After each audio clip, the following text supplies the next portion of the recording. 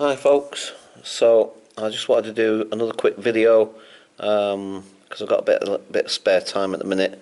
Anyway, I just wanted to show you this photograph of me when I was homeless.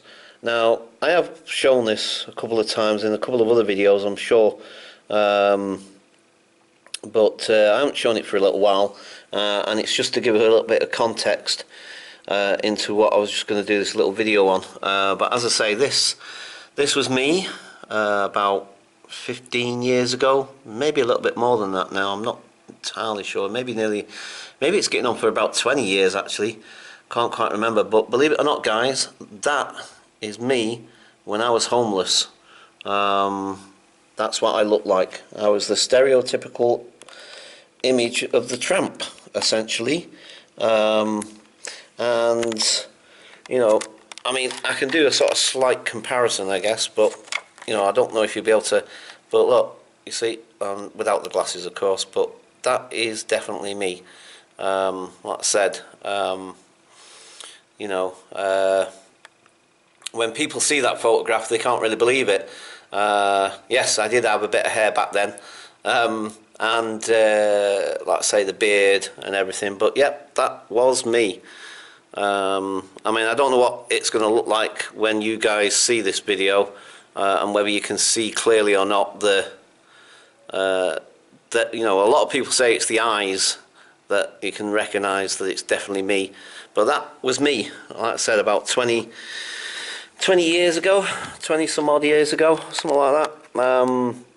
Anyway, so the thing I wanted to sort of talk about, it's in relation to some of the work that I do as well, some of the voluntary work I do, working with my fellow homeless people. I say fellow homeless, I always identify myself still, even though I've lived in my flat for 7 years, and you know, I was housed even before then, really, in some ways you could say, because I was in the hospital for a little while. And anyway, again, blah blah blah blah blah blah.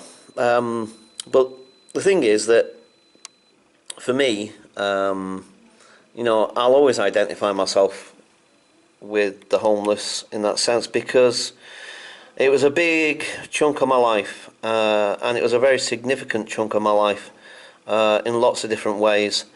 And you know, the thing is that I'm very, very passionate about that subject. Anyway, so yeah, this book by J.S. Levy, I think that's how you pronounce his name. I think it's Levy, not Levy. Levy, I'm pretty sure it's Levy. And it's a pre-treatment guide for homeless outreach and housing first. And this is a concept that's an American thing, but it's now come over here as well. And I've been slowly reading through this book, and actually going back to other paragraphs and pages here and there that I found really, really interesting and useful.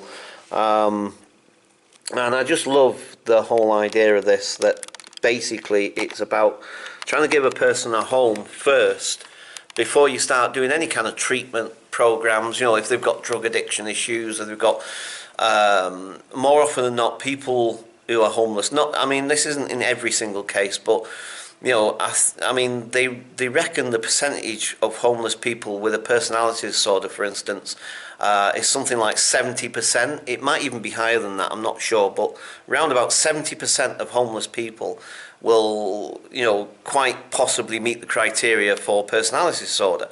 And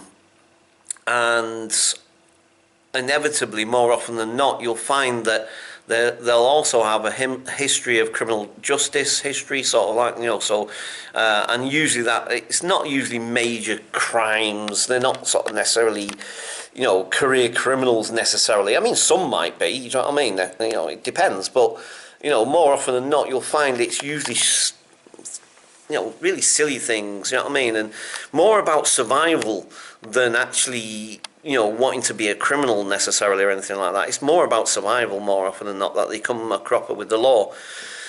Anyway, again, it's very complex. There are obviously very complex issues, you know what I mean, and it's not black and white and simple and just say one thing or this, that and the other, do you know what I mean? But anyway, so criminal justice, drugs, which obviously, again, because drugs are, and it's usually illegal drugs, that again, that's the inevitability of why people come in contact with the police and the court system. So a lot of homeless people will have those sort of issues. They'll have mental health. They'll have drug addictions and so forth and so on.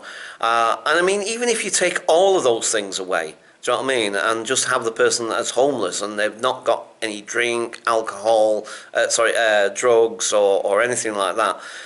Just the very nature, the very fact of being homeless and unhoused, in and of itself, is traumatic. Do you know what I mean? It's not a nice life, believe me. I mean, don't get me wrong, that, like I say, there have been moments when I was homeless that were pretty good in some ways. You know what I mean? Some of the things that happened and some of the funny things that happened and all the rest of it. But overall, it's not a good life. The life expectancy of a homeless person, at least in this country, I don't know about America necessarily, or any other parts of the world for that matter. But the life expectancy of a male on the streets is 47 years of age. That's the life expectancy of somebody living homeless on the street for for a good length of time. Do you know what I mean? And you think about that. Do you know what I mean? 47 years of age. That's nothing compared to how long people are living these days, and not just living, but having a good quality of life right into their ripe old age. You know what I mean? And like I say, that's the life expectancy of a person homeless on the street. 47, for crying out loud. Maybe hopefully that gives you some idea of the impact of just being physically unhoused. Do you know what I mean? Without a roof over your head. I don't know. It boggles the mind. It really does. So like I said, I'm reading this book, and basically, as I said, it's about the premise being, instead of treating people for their symptoms, whatever it might be, whether it's mental health, whether it's I don't know, whatever,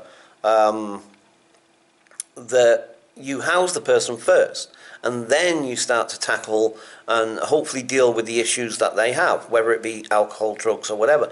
I think it's a great idea, to be quite honest. And it makes a lot of sense. Do you know what I mean? Because, like, if you start trying to excuse me, sorry.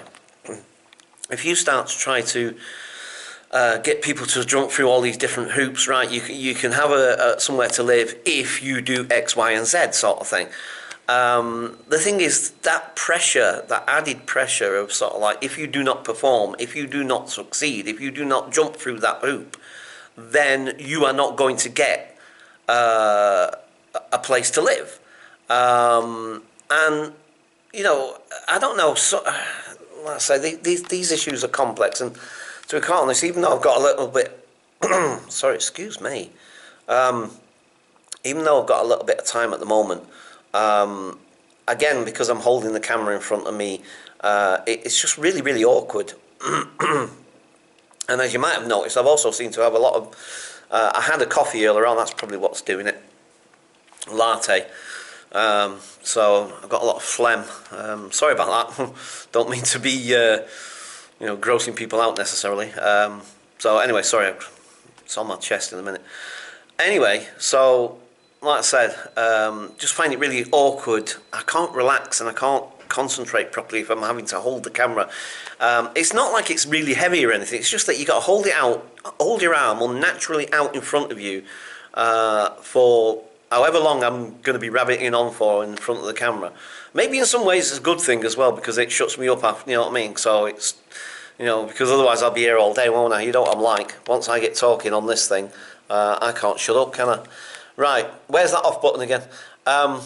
Okay, so I'm going to leave it there, guys. I just wanted to make another video because today I'm working. I'm not sure what I'm going to be doing tomorrow. And yeah, anyway, I'm not going to go into anything right now because I'd rather do that at home, where I can talk more freely and, just be a bit more, I can't think of the word right now. Anyway, right, okay, I'm going to shut up because obviously I'm not making a very much coherent sense right now.